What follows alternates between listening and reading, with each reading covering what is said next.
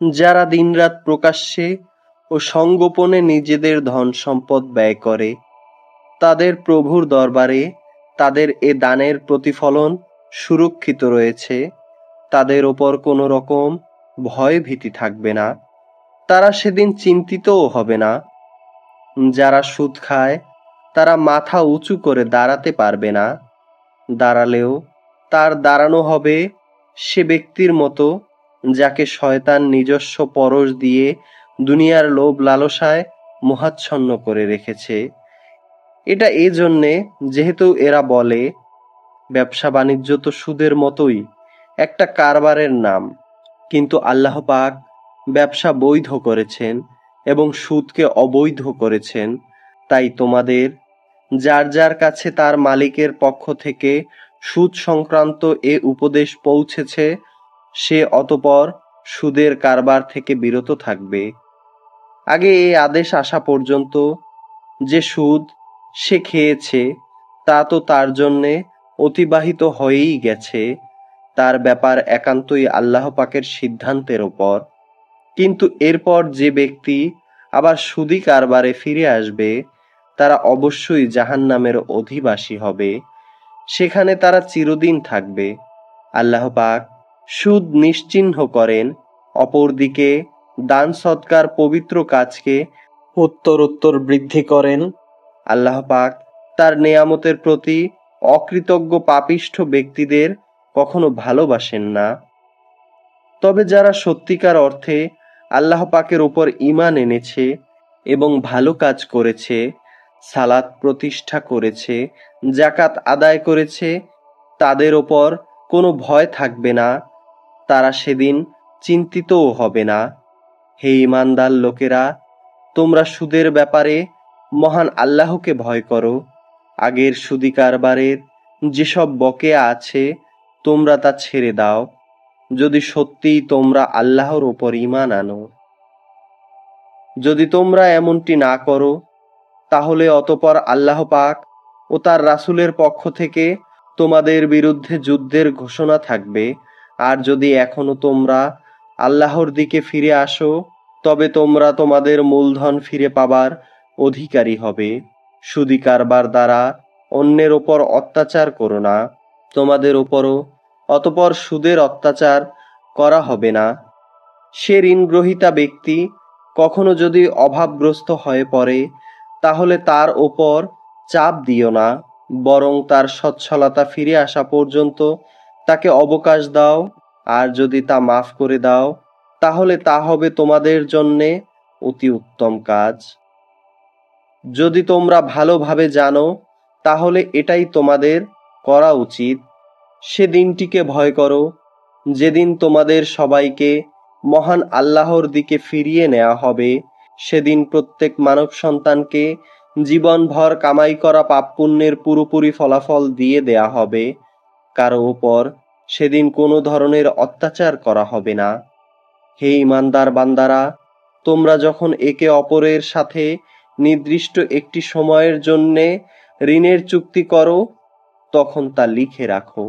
তোমাদের মধ্যকার যে কোনো একজন লেখক সুবিচারের ভিত্তিতে এ চুক্তিনামা লিখে দেবে।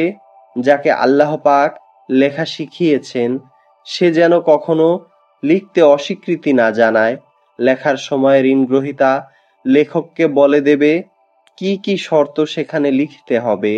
এ পর্যায়ে লেখক অবশ্যই তার প্রতিপালক মহান আল্লাহকে ভয় করা উচিত। চুক্তিনামা লেখার সময় লক্ষ্য রাখতে হবে তার কিছুই যেন বাদ না পড়ে। যদি সে ঋণগ্রহীতা অজ্ঞ, মূর্খ এবং সব দিক থেকে দুর্বল হয়, অথবা চুক্তিনামার কথাবার্তা বলে দেওয়ার ক্ষমতাই তার না থাকে, তবে তার পক্ষ থেকে তার কোনো অভিভাবক ন্যায়ানুগ পন্থায় বলে দেবে কি কি কথা লিখতে হবে। তেমনি তোমাদের মধ্য থেকে দুজন পুরুষকে এ চুক্তিপত্রে সাক্ষী বানিয়ে নিও। যদি দুজন পুরুষ একত্রে পাওয়া না যায়, তবে একজন পুরুষ এবং দুজন মহিলা সাক্ষী হবে, যাতে করে তাদের একজন ভুলে গেলে দ্বিতীয়জন তাকে মনে করিয়ে দিতে পারে। এমন সব লোকদের মধ্য থেকে সাক্ষী নিতে হবে যাদেরকে উভয় পক্ষই পছন্দ করবে সাক্ষীদের যখন সাক্ষ্য প্রদানের জন্য ডাকা হবে তখন তারা তা অস্বীকার করবে না। লেনদেনের সময় পরিমাণ ছোট হোক কিংবা বড় হোক, তার দিনক্ষণ সহ লিখে রাখতে অবহেলা করো না। এটা আল্লাহর নিকট ন্যায্যতর ও সাক্ষ্যদানের ক্ষেত্রে অধিক মজবুত ভিত্তির উপর প্রতিষ্ঠিত, এবং পরবর্তীকালে যাতে তোমরা সন্দিগ্ধ না হও তার সমাধানের জন্যেও এটা নিকটতর পন্থা। যদি কিছু তোমরা নগদ হাতে হাতে আদান প্রদান করো, তা সব সময় না লিখলেও তোমাদের কোনো ক্ষতি নেই, কিন্তু ব্যবসায়িক লেনদেনের সময় অবশ্যই সাক্ষী রাখবে। দলিলের লেখক ও চুক্তিনামার সাক্ষীদের কখনো তাদের মত বদলানোর জন্যে কষ্ট দেয়া যাবে না। তারপরও তোমরা যদি তাদের এ ধরনের কষ্ট দাও, তাহলে জেনে রেখো তা হবে তোমাদের জন্যে একটি মারাত্মক পাপ। এ ব্যাপারে আল্লাহ পাক তোমাদের সবকিছুই শিখিয়ে দিচ্ছেন, কারণ আল্লাহ পাক সবকিছুই জানেন। যদি তোমরা কখনো সফরে থাকো এবং এজন্যে ঋণের চুক্তি লেখার মতো কোনো লেখক না পাও, তাহলে চুক্তি লেখার বদলে কোনো জিনিস বন্ধক রেখে দাও। যখন তোমাদের কোনো ব্যক্তি অপর ব্যক্তিকে কোনো বন্ধকি জিনিসের ব্যাপারে বিশ্বাস করে, এমতাবস্থায় যে ব্যক্তিকে বিশ্বাস করা হয়েছে তার উচিত সেই আমানত যথাযথ ফেরত দেয়া এবং আমানতের ব্যাপারে আল্লাহ পাককে ভয় করা, যিনি তার প্রতিপালক। তোমরা কখনো সাক্ষ্য গোপন করো না। যে ব্যক্তি তা গোপন করে সে অবশ্যই মনের দিক থেকে পাপিষ্ঠ সাব্যস্ত হয়। বস্তুত আল্লাহ পাক তোমাদের যাবতীয় কৃতকর্মের ব্যাপারেই সম্যক অবগত রয়েছেন। আসমান জমিনে যা কিছু আছে তা সবই আল্লাহ পাকের জন্যে। তোমরা তোমাদের মনের ভেতর যা কিছু আছে তা যদি প্রকাশ করো কিংবা তা গোপন করো, আল্লাহ পাক একদিন তোমার নিকট থেকে এর পুরোপুরি হিসাব গ্রহণ করবেন।